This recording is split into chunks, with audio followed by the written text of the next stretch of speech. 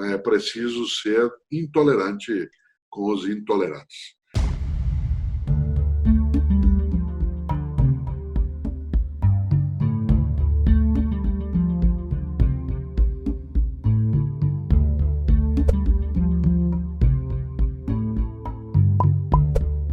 Você sabe com quem está falando? Farinha pouca, meu virão primeiro. Pau que nasce torto, morre torto.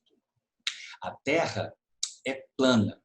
Eu poderia citar dezenas de ditados populares, crenças supersticiosas, que indicam, em certa medida, uma espécie de fracasso no Brasil, da ideia de uma vida saudável em sociedade, de um sistema de ensino que acenda nas pessoas, nas crianças e nos adultos, ética, conhecimento e, por que não, amor. Para falar sobre ética, educação e sobre a construção de uma sociedade mais saudável, o Canal Brasil tem o prazer de receber hoje o filósofo e escritor, o professor Mário Sérgio Cortella. Cortella, muito obrigado por você estar aqui conosco hoje. Olha que coisa boa, quando você lembrava, farinha pouca, meu pirão primeiro, esse é um ditado típico do Rio de Janeiro. Não se usa tanto esse ditado no restante do Brasil, porque a gente vai mesclando na nossa nação diversidades incríveis, o que significa que a gente tem todo o acervo imenso para fazer, concretamente, como você lembrava, um país saudável. Mas uma das coisas importantes para isso é que a gente não pense em meu pirão primeiro. E a ética tem a ver com isso. Isso, vamos falar sobre isso. Só um alerta para você que nos assiste agora, não se esqueça de se inscrever nas redes sociais do Canal Brasil, tá bom? Cortella, seu mais recente livro, foi publicado esse ano, A Diversidade, Aprendendo a Ser Humano. Você descreve a ética, vou colar para não errar, como a capacidade de proteger a dignidade da vida coletiva. Um tipo de ataque a esta dignidade é a cultura do você sabe com quem está falando. Eu ouvi você recentemente falar que o conceito de cidadania no Brasil, ele, na verdade, não precisaria ser resgatado, mas a palavra que você utilizou e me marcou foi edificado. Cortella, como edificar o conceito de cidadania num país em que, episódio triste, recente, a própria palavra cidadão foi considerada uma ofensa, ou, mais recentemente ainda, um desembargador sem máscara, eles chamam o guarda civil de analfabeto por estar cumprindo as regras. Como edificar a cidadania no país assim?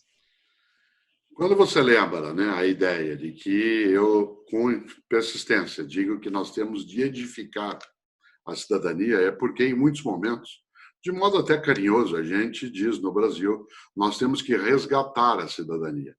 E quando se fala em resgatar, há uma suposição, a de que ela já tem existido, se perdeu em algum momento, e a gente a traz de volta. Essa expressão faria sentido, resgatar a cidadania, se nós estivéssemos em outro país. Em outros idiomas, especialmente no inglês, por exemplo, a palavra cidadania, ela significa os direitos, que a gente chamaria no Brasil de direitos democráticos, de votar, ser votado, etc. No entanto, na nossa nação, a ideia de cidadania é uma vida digna, com habitação saudável, um trabalho decente, uma escolaridade completa, um atendimento de saúde que seja adequado, isto é, tudo aquilo que garante que haja uma riqueza de vida para todas e todos. E essa sim, essa cidadania, no modo que entendemos, e não apenas o direito legal, a igualdade, acima de qualquer coisa, ela será edificada quando nós tivermos muito maior nitidez da importância da participação na vida pública de cada pessoa, de todas e de todos. Uma das coisas marcantes, quando se pensa na ideia de cidadão, dado que esse tipo de epíteto ele é bom demais, trazido desde a Revolução Francesa, no século XVIII, quando ser chamado de cidadão passou a ser um direito, à medida em que significava, como significa, em muitos lugares, e aqui precisa sê-lo, alguém que é proprietário do Estado, isto é, do aparelho público, não é só aquele que o provê financeiramente, mas também o provê com a sua outorga de poder que se dá por intermédio do instrumento democrático, mas o cidadão, a cidadã, é uma forma elevada de presença, especialmente numa sociedade que durante séculos foi né, colônia, depois passou por um império, teve uma fase da República que marcadamente era excludente em relação à participação no voto, em relação ao acesso aos meios sociais. Por isso, em 2020, por exemplo, ser chamado de cidadão e cidadã é algo que nos oferece uma elevação da nossa capacidade cívica. Quando alguns homens ou mulheres até, e você elencou algumas situações, né, são capazes dessa manifestação tola. Primeiro, porque é arrogante, tolamente arrogante, à medida em que, de maneira geral, uma pessoa que só consegue se elevar se ela diminuir outra pessoa, é porque ela é muito pequena. Uma pessoa que só consegue crescer se ela baixar outra pessoa, é porque ela já é pequena e ela terá cada vez que abaixar mais ainda, porque ela continuará pequena, né, naquela dimensão. Nesse sentido, a construção de uma cidadania que seja partilhada, ela precisa ter algo no ponto de partida que se tenha equivalência no ponto de chegada. Por exemplo, citei eu a Revolução Francesa e pego um pedaço dela que está no artigo 5º da nossa Constituição, né, de um outro modo, e digo: todas as pessoas são iguais perante a lei. Todas as pessoas são iguais. Todas as pessoas têm dignidade igual. Todas as pessoas têm igualdade e liberdade numa medida igual. Esse é o ponto de partida. Ela teria de ser também o ponto de chegada. Isto é, não pode ser só o pressuposto, tem que ser o projeto, tem que ser aquilo que conduz a nossa convivência com a partilha na economia, com uma educação, né, escolar que seja com uma qualidade social mais consistente, né, com uma presença no cotidiano que ela não se esgote em momentos tópicos. E, por último, dentro da tua ótima, né, provocação boa, eu sempre lembro para pessoas que gostam de diminuir o servidor público ou que acham que a pessoa que é socialmente inferiorizada, ela é uma pessoa inferior, né, e não o é, né? É absolutamente nojento que, num país como o nosso, onde há ainda um percentual alto de homens e mulheres com mais de 15 anos de idade, que não leem o lema da própria bandeira. Você falava, né, no ponto de partida que era preciso que a gente tivesse várias coisas na nação, inclusive amor, né, o nosso lema que traz lá ordem e progresso, embora a palavra amor tenha ficado de lado, ainda assim, 11 milhões e meio de homens e mulheres com mais de 15 anos de idade que não leem o lema da própria bandeira. Alguém ser xingado de analfabeto é algo absolutamente nojento. Afinal de contas, o analfabetismo não é uma produção própria, não é uma autoprodução, né? Ela é uma condição social de penúria, né, que tem que ser envergonhadora e não utilizada, né, como forma, né, de ofensa. Nesse sentido, é muito pequeno que alguém queira crescer diminuindo outras pessoas. Pegando esse ponto, Cortella, e lembrando mais de um ditado popular que, inclusive, você menciona também no seu último livro, que é não sei, não quero saber e tenho raiva de quem sabe. Como ensinar num mundo em que eu percebo o surgimento quase de um orgulho pela ignorância? Deixa eu tentar descrever o que eu estou pensando. O filósofo Kant descreveu o iluminismo de maneira muito conhecida como uma saída da humanidade da infância, né? No campo da sociologia, o Max Weber falou do desencantamento do mundo, né? Que, em termos informais, seria uma espécie de retirada da magia, né? Das coisas como elas são.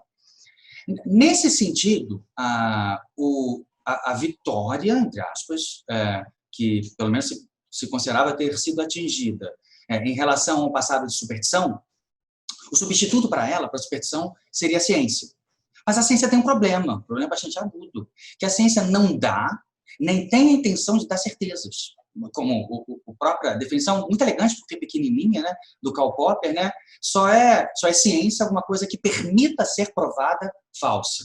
A ciência não dá certezas. A ciência instiga a visão crítica e a própria dúvida. Nesse sentido, a superstição é mais sólida. O mundo da superstição é repleto de certezas. O Carl Sagan, no seu último livro, um excelente, brilhante astrofísico, mais brilhante ainda divulgador científico, ele chamou de mundo assombrado pelos demônios, né? O mundo assombrado pelos demônios é um mundo da Terra plana, é um mundo que o vírus é comunista, um mundo em que se nega o elemento humano pelo aquecimento global. A minha pergunta é, No passado, até que eu me lembro, você deve se lembrar, quem não sabia de algo, ouvia e até respeitava quem sabia. O que eu percebo agora é quase que uma arrogância na ignorância, a pessoa se sentir superior exatamente por não saber.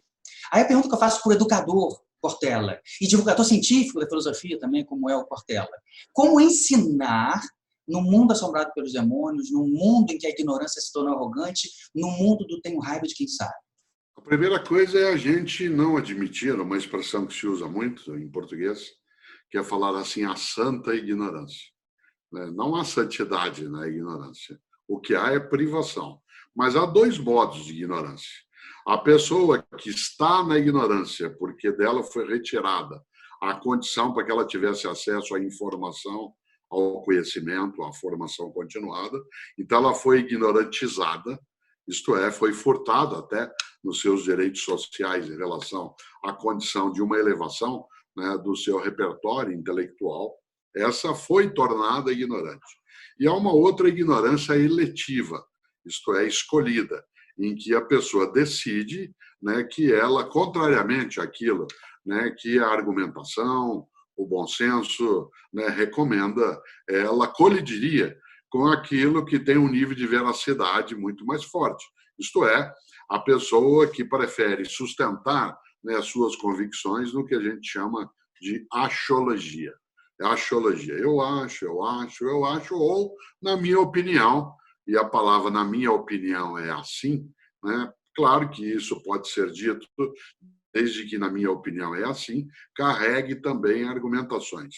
Pessoas às quais falta argumentação, porque aquilo que ela indica, aquilo que ela fala, né, confronta com a realidade concreta, ela não tendo argumentos, só resta a ela uma alternativa.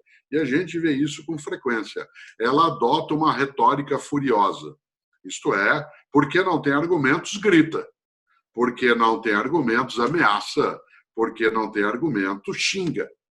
Né? E, portanto, faz com que haja uma forma de aterrorização do interlocutor para que ele deixe de ser interlocutor e passe a ser submisso ou se afaste, né, daquela situação. É muito ruim isso, porque uma das coisas boas da ciência é que ela se sabe falível. Uma pessoa que não se saiba falível, ela está o tempo todo colocando em risco ela mesma e outras pessoas que estão à sua volta. Eu lembro, a miúde, a ciência não é infalível, mas ela é menos falível do que eu, Cortella, sozinho. Ela não é infalível. Toda a história do conhecimento científico e a filosofia, a mãe original, né, da filosofia no ponto de partida como aquilo que tudo depois será a ciência em geral, né, a história é marcada assim por deslizes, equívocos, por momentos, né, que não necessariamente poderiam ser entendidos como corretos, mas ela, a ciência, repito, ela é menos falível do que nós que não somos cientistas. Isto é, ela oferece possibilidades de orientações, produções, né, de condutas que, porque marcadas por uma tentativa, né, de admitir a falibilidade, de procurar a falibilidade, quando você lembrou, né, as grandes convicções de Karl Popper, em que se busca o máximo possível negar uma hipótese, porque quanto mais negada ela for, e eu não conseguir negar, ela se tornará verdadeira, né, portanto, sabe, fazer da falibilidade, né, um critério de elevação, né, de veracidade, evidentemente que é muito ruim, né, quando se admite que a mera opinião exclusiva e individual, que não seja submetida a princípios, critérios, aos pares de estudo, de convivência, que ela sirva como sendo a orientadora, né, de uma conduta. A santa ignorância, ela não pode, de maneira alguma, ser sinônimo de inocência. Quando se usa em português santa ignorância, talvez se queira fazer menção à inocência.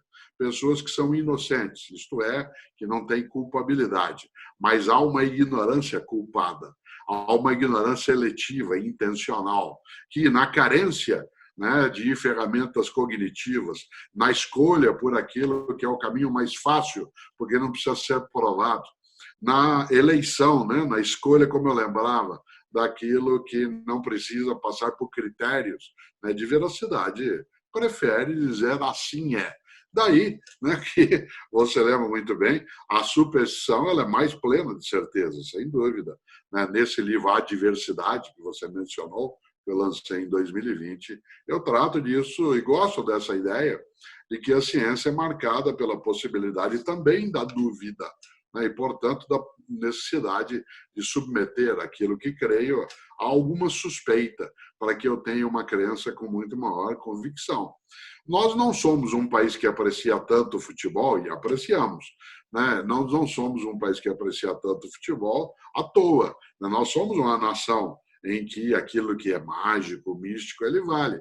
Haja vista que se você pega, né, uma partida de futebol, quando ela podia acontecer com a torcida em campo, você tem pessoas dos dois times que estão em disputa usando todos os seus sinais, né, místicos ou míticos ali na hora, sinais, medalhas, né, orações, rezas, tudo que puder. Eu lembro sempre, galera, que é muito comum que uma pessoa de manhã, ao acordar, ela pegue, por exemplo, um jornal, ou ela vê isso na TV, ou no rádio, ou num canal, ela de manhã não acredita na previsão da meteorologia, mas ela acredita no horóscopo, né?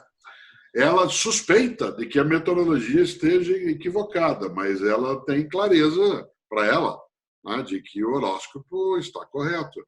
Ambos podem estar equivocados, ambos podem estar corretos. No meu entender, a meteorologia pode estar equivocada e correta. A horoscopia, ela pode estar equivocada e correta? Eu não sei, porque aquilo com o qual a astrologia lida é improvável. Não é que é impossível, é improvável. Eu não tenho como provar nem sim nem não qual é a influência, né, da conjunção dos astros na minha vida. Eu, como um estudioso, não digo que ela é impossível.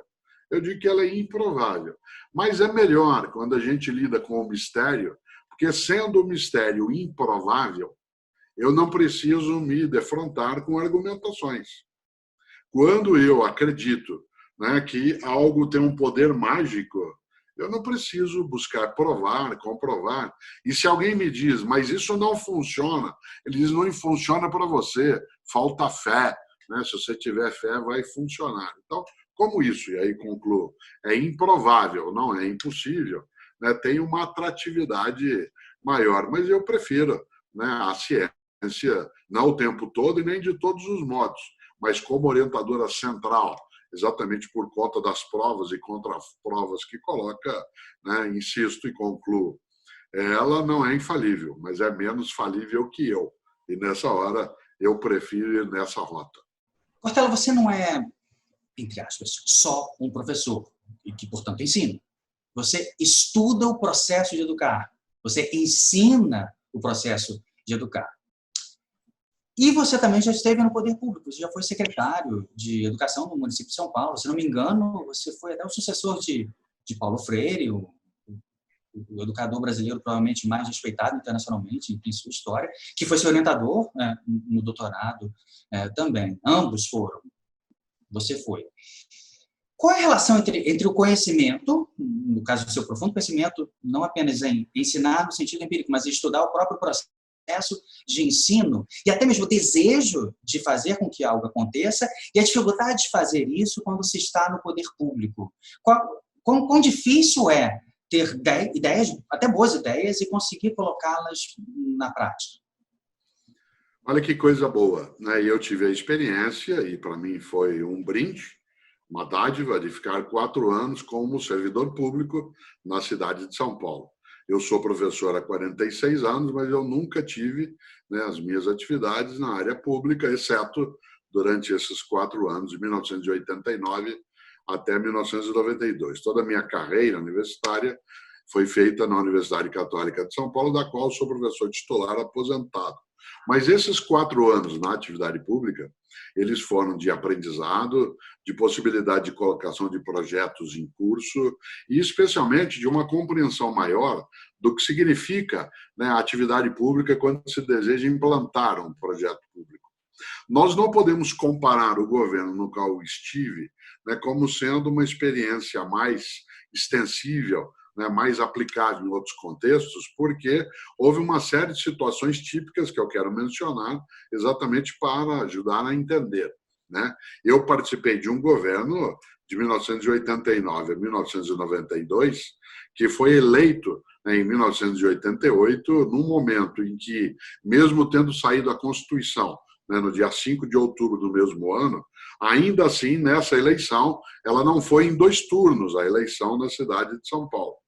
O que significa que nas capitais e nas cidades maiores, não sendo em 2 turnos, a vitória obtida na eleição naquele momento, ela foi uma vitória com uma amplitude menor de adesões de quem votou, porque com vários candidatos, quem teve mais votos venceu, mas quando você tem uma eleição com 2 turnos, né, você agrega mais pessoas num segundo turno, dada a colocação de quase um modo plebiscitário, né, que é um segundo turno. Daí que isso vai colocar uma dificuldade política. Não se terá uma Câmara de Vereadores que acompanha o conjunto da vitória do Executivo, não se terá também a cidade. Em princípio, o governo que foi eleito em 1988 e assumiu na capital em 1989, foi a prefeita Luísa Erundina, foi eleito com 1/3 dos votos, portanto, com 70%, digamos, dos votantes que não deram o mesmo apoio.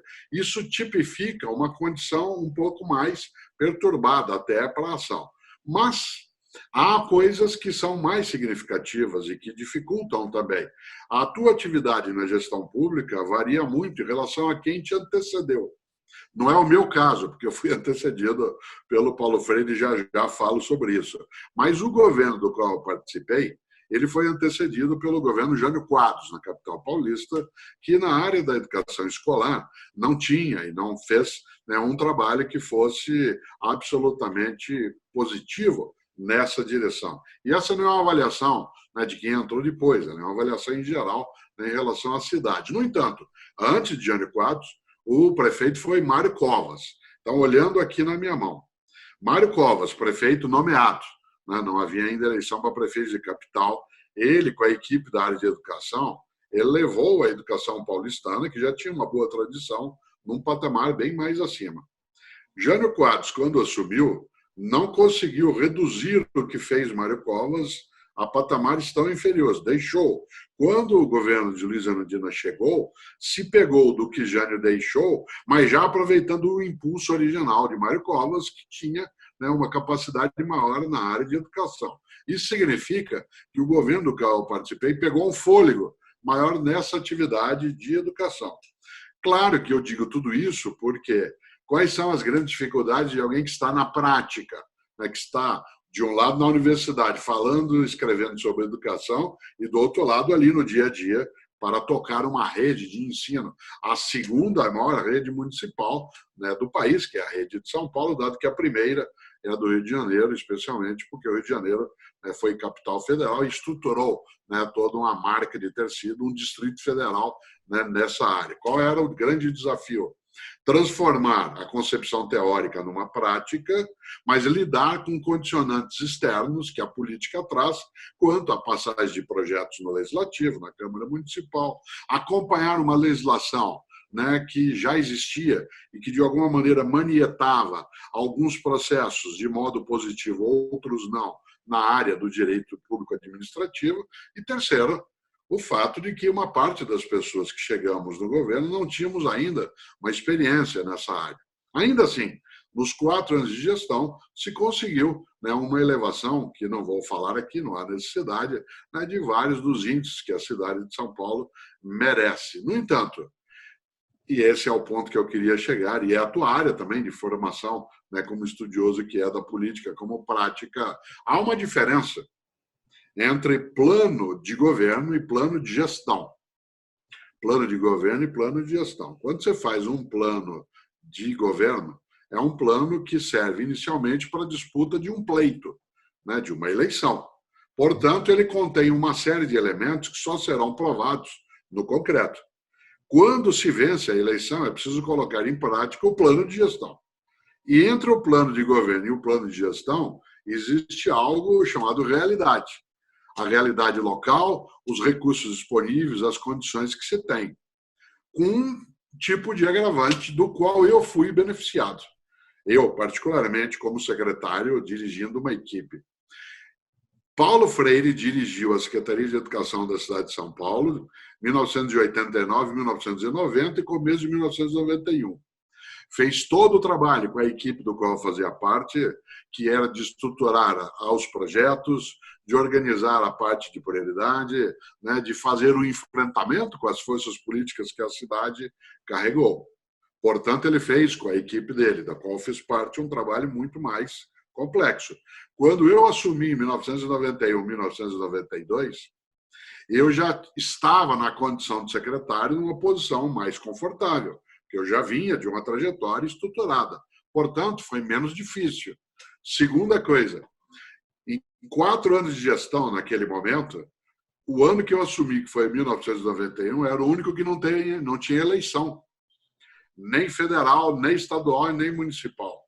E quem atua na área de gestão pública sabe que o período eleitoral ele traz alguns descompassos. Primeiro, porque você tem uma disputa política mais exacerbada e, portanto, tudo que você faz, né, de equivocado salta aos olhos e o que você faz de certo, os adversários tentam abafar. Segundo, a legislação coloca uma série de obstáculos à realização de concursos, a licitações, a processo de dispêndio, exatamente para evitar que se faça um mau uso, né, do dinheiro público. Portanto, nos 4 anos que eu mencionei antes, o único ano que não teve eleição foi em 1991. 1989, que foi o primeiro ano da gestão que eu estava, cuja herança, inclusive orçamentária, veio do governo anterior, que era o governo de Jânio Quadros, teve eleição para a presidência da República. 1990, que já seria, portanto, o orçamento próprio do governo que houver assumido, teve eleição para governadores do estado de São Paulo. 1991 foi o ano que eu assumi, não houve eleição alguma. Portanto, foi mais escorreito. Em 92 já tinha eleição para prefeito novamente. Portanto, eu digo isso para dizer que, é claro, né, sem simular aqui uma modéstia tonta, dizer que, né, não, mas você fez coisas com a equipe boa, sim, mas a atividade foi facilitada por essa condição. E eu contei tudo isso de modo extenso para a gente não imaginar que a política pública se dá do mesmo modo. Dependerá de como foi a eleição, como foi a disputa, o que acontece nos entremeios, como é que você encontra já a situação, qual foi o legado da gestão anterior e assim por diante. Por isso, não é possível fazer um transplante, né, das condições, mas a principal marca, e eu concluo, a principal marca é ser capaz de olhar desde o plano de governo qual é a viabilidade que ele terá como plano de gestão, isto é, de execução, né, desde aquele momento. Porque se vence a eleição, como foi o caso do grupo que eu estava, é preciso saber o que fazer. Na educação, Galeno, tem uma vantagem que outras áreas não têm. O governo anterior sai no dia 31 de dezembro e o novo assume no dia 1º de janeiro. Para quem é da área de saúde, da área de abastecimento, da área de segurança, da área de transporte, no primeiro minuto do dia 1º de janeiro tem que funcionar hospital, transportes, né, segurança. Educação escolar, não. Você assume no dia 1º de janeiro e as unidades escolares vão entrar em atividade só em fevereiro. Portanto, dá um pouco para respirar. Né? Por isso que, quando a gente consegue, né, fazer um trabalho que é mais adequado, tem que levar em conta também as vantagens que estiveram à nossa volta. Sim. Cortella, falando em poder público e educação, esta semana está havendo uma grande discussão no nível federal, no Congresso Nacional, relacionada ao Fundeb, né, que é o Fundo de Manutenção e Desenvolvimento da Educação Básica no Brasil. O governo Bolsonaro, com meses de atraso, e na última hora enviou, no fim de semana, uma proposta para o Fundeb, né? O Fundeb, é bom lembrar, né, ele financia cerca de 60% do ensino médio público no Brasil e 70% do ensino fundamental no Brasil. Ainda assim, a proposta do governo federal foi a pura e simples ausência, inexistência de Fundeb para o ano de 2021 e que só voltaria a existir no ano eleitoral de 2022. Ainda assim, com uma parcela do dinheiro do Fundeb sendo dedicado a projetos de assistência. O que me soa isso, Cortella, é que, além da chamada escola sem partido, que em grande medida é a partidarização do ensino através de uma visão que eu chamaria de monocrática da realidade, o governo agora, na inexistência do Fundeb por um ano inteiro e um Fundeb menor a partir de então, propõe uma escola sem dinheiro, uma escola sem professor, uma escola sem livro, sem giz, mas uma escola que dá votos, né? Potencialmente, uma vez que uma parcela do Fundeb poderia servir para isso. Está em discussão no Congresso esta semana. O que você pensa dessa discussão e até mesmo dessa possível utilização política de algo tão técnico quanto o Fundeb? Dos dois governos do Fernando Henrique Cardoso, se criou aquilo que era o Fundef, né, ligado ao ensino fundamental. O ministro, na época, já falecido agora, Paulo Renato de Souza, com a sua equipe, criou o Fundef, que era o financiamento do ensino fundamental. Nos dois governos do presidente Lula, especialmente, né, na gestão mais forte, né, do ministro Haddad, né, nós tivemos a criação do Fundeb, na época em que ainda nem era ministro, né, o Fernando Haddad, para que essa criação, que depois se consignou, ela pudesse estender para a educação básica. E isso é decisivo para respirar, para dar fôlego à educação escolar brasileira hoje. Qualquer tipo de estrangulamento em relação aos recursos do Fundeb, qualquer tipo de manietação desses recursos, qualquer forma de procrastinação, de adiamento ou de diminuição em vez da elevação, ela terá um nível maior de mortalidade, né, de letalidade para a educação pública brasileira. Por isso, é necessário que se entenda, né, que não se pode, de modo algum, dar ao Fundeb um uso que não seja decente. Não é estranho que um governo, seja ele qual for, que ele queira fazer daquilo que é a atividade de distribuição de recursos também uma ferramenta de base eleitoral, né? Eu não estou estranhando que isso possa vir à tona. O que é estranhável é quando um governo, seja qual for, ele não propõe nada para a área de educação escolar e, ademais, ainda deseja sufocar, né, aquilo que pode ser uma maneira de financiamento dessa atividade que já é, né, vivente numa penúria muito grande dentro da nossa nação. Daí que há uma responsabilidade imensa, não só da nossa população em geral, que acompanha a política, mas do nosso legislativo, né, no nível nacional, para que não se admita esse tipo de sequestro das condições já indigentes que a educação pública vivencia. É necessário ficarmos vigilantes a essa questão. E insisto, tanto faz quem é o governo. Essa é uma questão de algo que não passa. Governos passam, eles vão embora. Mas a nação, com a sua forma de educação escolar, ela persiste. Por isso, todas as vezes que se faz qualquer tipo de ameaça à condição de sustentação, né, da educação escolar nacional, nós estamos sequestrando o futuro por antecipação. E, portanto, é necessário, insisto, uma vigilância para que isso não ocorra. Né? Se o atual governo deseja auferir, né, recursos para que ele possa utilizar também em momentos eleitorais, pode até buscá-los, né, aos seus outros modos, como, vez ou outra, nós temos no nosso horizonte. Mas essa área de educação escolar, fazer daí um campo de provas, né, para aquilo que a política ela coloca, é algo extremamente danoso, né, para a história de futuro. Nós não podemos ter uma forma de patriotismo que seja cínica. O cinismo na área do patriotismo ele é sempre auto-elogiável e, por outro lado, ele é auto-beneficiável. É aquela pessoa que tem o modo patriótico da fala apenas para se proteger do que está à volta dela mesma e que ela não quer indicar. Por isso, eu não desejo, de modo algum, que a gente tenha essa restrição ou esse adiamento, e falo isso como cidadão brasileiro. Eu não desejo.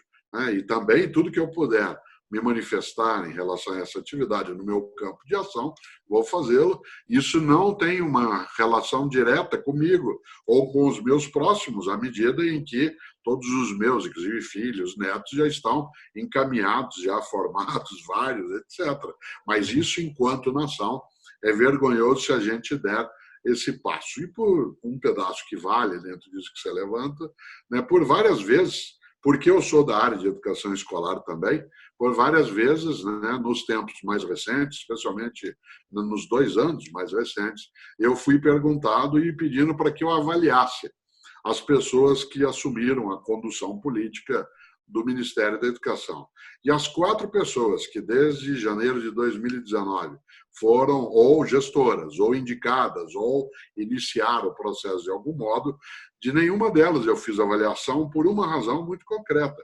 Eu não quero ser leviano e ser irresponsável de avaliar sem olhar os projetos, né? É concreto isso. Eu só avalio alguém que vai assumir uma atividade se eu olhar aquilo que eu chamo de 5 P's, que é: qual é a prioridade? Qual é o projeto para essa prioridade? Qual é o provimento para sustentar essa prioridade que a pessoa indica? Qual é o nível de pessoas com as quais se vai deixar a gestão nessa direção? E, evidentemente, qual é o nível de participação, né, que se poderá ter na gestão dessa atividade?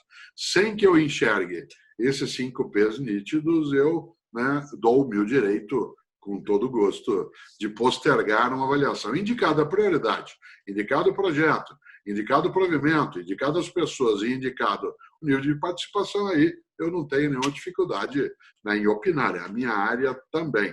Mas nisso, em relação ao Fundeb, não é preciso aguardar, porque o Fundeb interessa à nação. Ele não pode interessar apenas a uma disputa política eventual eleitoral. Ele interessa à nação. E, insisto, quem é patriota, né, de verdade e não apenas de fachada sabe o quanto que não se pode aprofundar a penúria da nossa educação escolar. Daí que nós não podemos nem retardar, né, a aprovação do Fundeb, nem diminuir os recursos que ele carrega e nem usá-los para uma outra forma. É preciso, nesta hora, provar-se, né, no campo da cidadania e não apenas no discurso. Você mencionou essa ideia de nação e essa ideia de defender as suas próprias convicções. Você mencionou isso de certa maneira, né? Você até menciona a ideia do preconceito como uma adesão automática, né? E até fala de uma ideia. Eu acho que eu e a maioria das pessoas que nos ouvem agora pensa no preconceito como alguma coisa necessariamente negativa, né? Um preconceito contra alguém, né? Mas no seu mais recente livro você também menciona a ideia de um preconceito a favor, né? De você, antes de analisar a questão, você já falou, né, de algo também uma espécie de preconceito. Mas você mencionou também o nacionalismo, que talvez possa ser considerado uma espécie de preconceito a favor dos meus, né? E essa eu vejo como uma das características mais peculiares desse início do século XXI, o retorno do nacionalismo como uma força política relevante. Poderíamos citar muitos países: Brasil, Estados Unidos, Turquia, Hungria, Índia, Israel, Filipinas, muitos países. Os governos lá glorificam uma ideia de nação. Vamos do America First até o Brasil acima de tudo. Falando nessa ideia de preconceito a favor, talvez, é moralmente aceitável um país ou uma determinada população considerar-se acima de tudo, ou seria uma espécie de atitude preconceituosa? Você toca num ponto que eu aprecio lembrar, né? De fato, o preconceito é sempre ruim, seja o preconceito a favor, seja o preconceito contra. O que eu trabalho no livro A Diversidade, Aprendendo a Ser Humano, esse que você menciona, é que nós sempre pensamos no preconceito contra, mas existe o preconceito a favor, isto é, o conceito prévio que me leva a aderir só por conta de algo que eu já tinha comigo. Ou o preconceito que me leva a rejeitar só por conta de algo que eu já tinha comigo ou pensava. Seja o preconceito a favor, seja o preconceito contra, ambos são ruins. Isto é, ambos são negativos, porque o preconceito ele é a utilização, né, daquilo que já se tem como referência, o uso disso de modo irrefletido, né, de modo não meditado, de maneira automática. Por exemplo, né, o time de futebol para o qual eu torço, todas as pessoas que também torcem para ele, quando alguém me contar o Galeno, torce para o Santos, como eu torço. Não é o caso. Mas o Galeno torce para o Santos. Bom, já começo a ter ali uma aproximação. Mesmo que Galeno possa não ser uma pessoa, né, que eu possa fazer uma avaliação, né, positiva como ponto de partida, só porque você torce para o mesmo time que eu, ou tem a mesma prática de religião que eu, ou é ateu como eu, ou é crente como eu, tanto faz. O contrário também, né? O preconceito em relação à pessoa porque ela nasceu numa determinada região, ou porque ela tem determinado tipo de sotaque, ou por conta da cor da pele, ou por conta da escolaridade que ela carrega, né? Ou por conta, né, do lugar onde ela vive e assim por diante. Eu lembro com frequência que o preconceito ele resulta, primeiro, de uma fragilidade, né, mental, portanto, uma ignorância, que imaginar-se como o único modo de ser humano que tem a validade é algo tolo. Segundo, o preconceito é uma forma de covardia, né, porque a pessoa tem tanto medo de ser como ela é, que qualquer pessoa que não seja como ela é para ela uma ameaça em relação à própria identidade.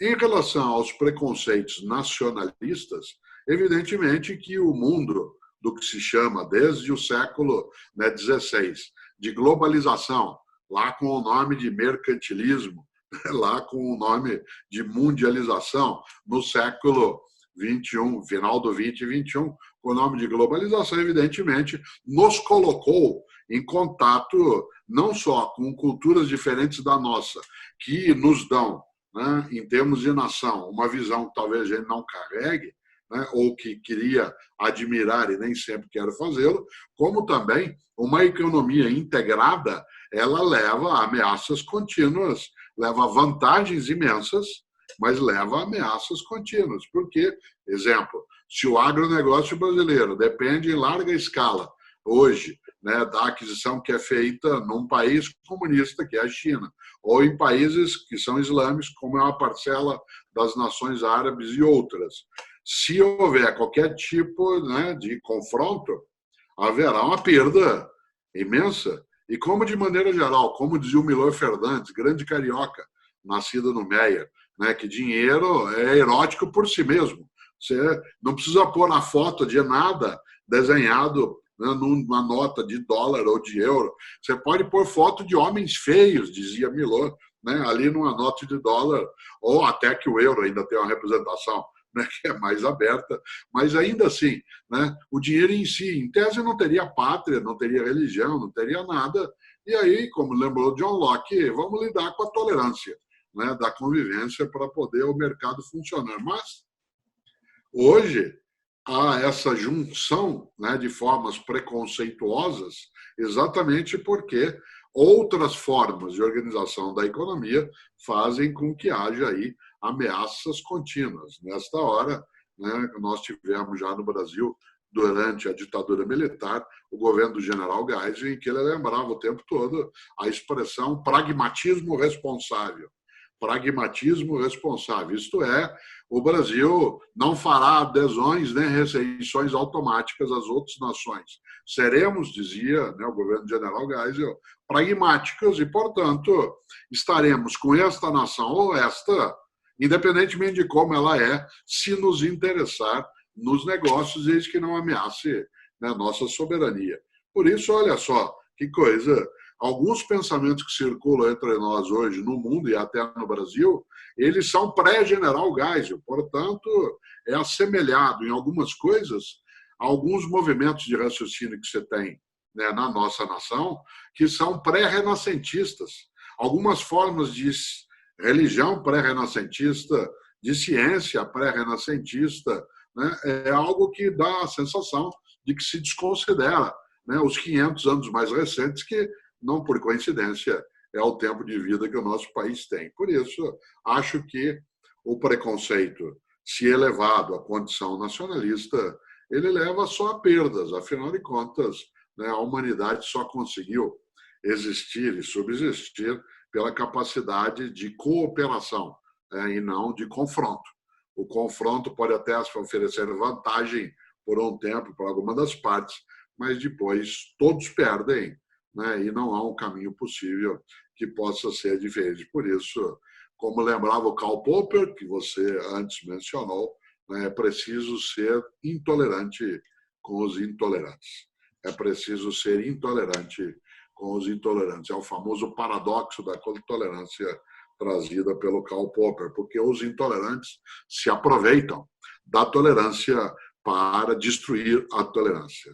Os intolerantes, eles usam tudo aquilo que os tolerantes têm como possibilidade de acolhimento para destruírem a própria tolerância. Isso vale de vários modos. Por isso, é bom, né, nós ficarmos em estado de atenção em relação a isso. Cortella, infelizmente, o nosso tempo está esgotando. Eu gostaria de fazer apenas mais uma rápida pergunta para você, se possível, relacionada a uma frase que você utiliza, que eu acredito que é bastante forte no atual momento em que se dá o debate político no Brasil, né? Eu tenho a impressão de que nunca se falou, pelo menos nos anos recentes, tanto de liberdade no Brasil.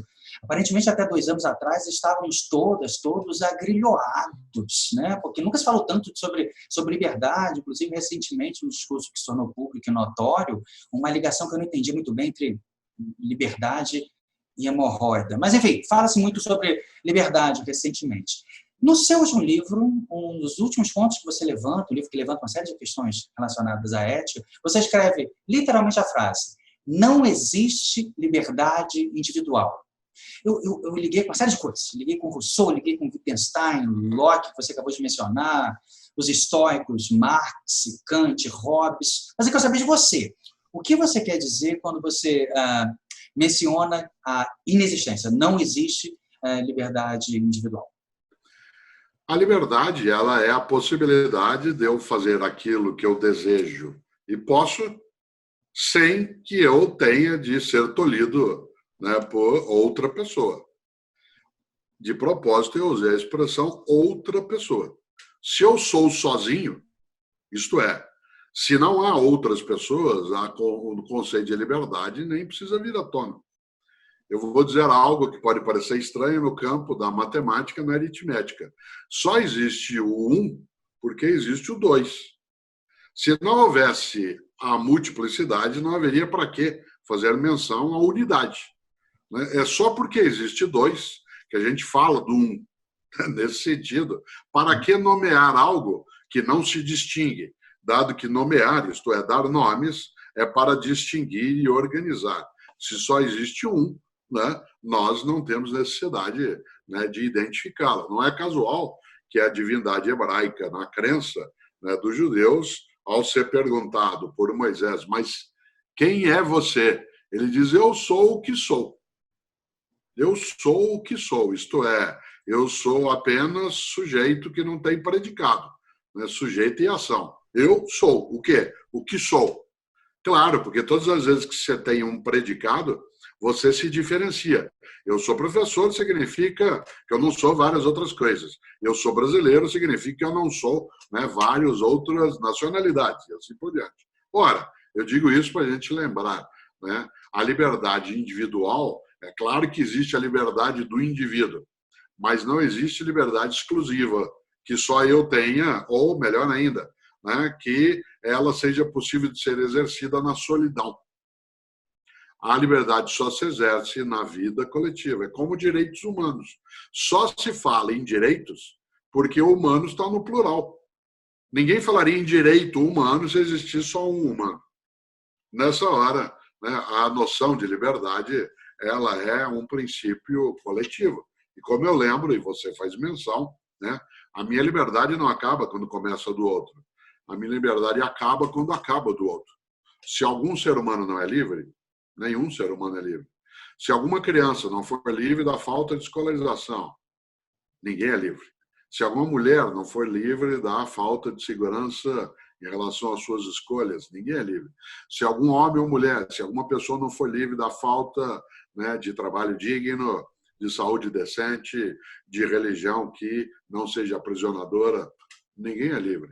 A minha liberdade não acaba quando começa do outro, a minha liberdade acaba quando acaba do outro. Nesse sentido, né, o exercício da liberdade se dá em meio à coletividade. E você lembrava que nós estamos falando tanto, né, no tema liberdade, e é bom que falemos, né, a gente só costuma fazer muita menção a algo quando existe alguma possibilidade de restrição, né? Nós nunca falamos tanto sobre água, o reuso, triuso da água, como há 5 anos, quando algumas cidades viveram uma restrição. Na cidade do Rio de Janeiro, né, quando houve uma série de abastecimento agora, né, há alguns meses, nunca se falou tanto, né, de água exatamente por conta dessa questão. Nesta hora, nós temos de lembrar, né, que, como eu insisto, democracia não é ausência de ordem, democracia é ausência de opressão.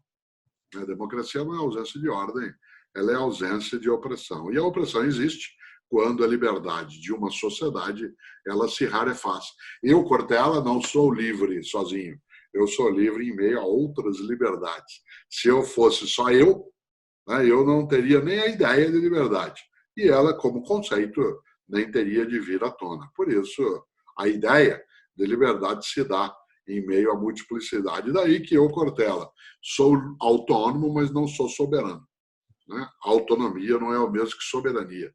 Uma pessoa autônoma é aquilo, como você e eu, que faz o que desejar no âmbito daquilo que não colide com aquilo que é estruturado coletivamente. Soberania é eu fazer o que eu quiser, independentemente dos outros existirem. Como? No ponto de gestão pública, soberano é algo que já se foi, e eu espero que continue, né, sem vir, né, pelas décadas e décadas recentes.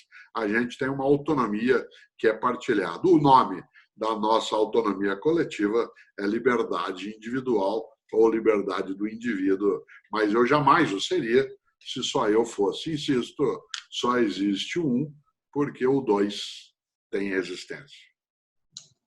Mário Sérgio Cortella, muito obrigado pela entrevista, tá bom? Que bom, obrigado. Abraços. Abraço.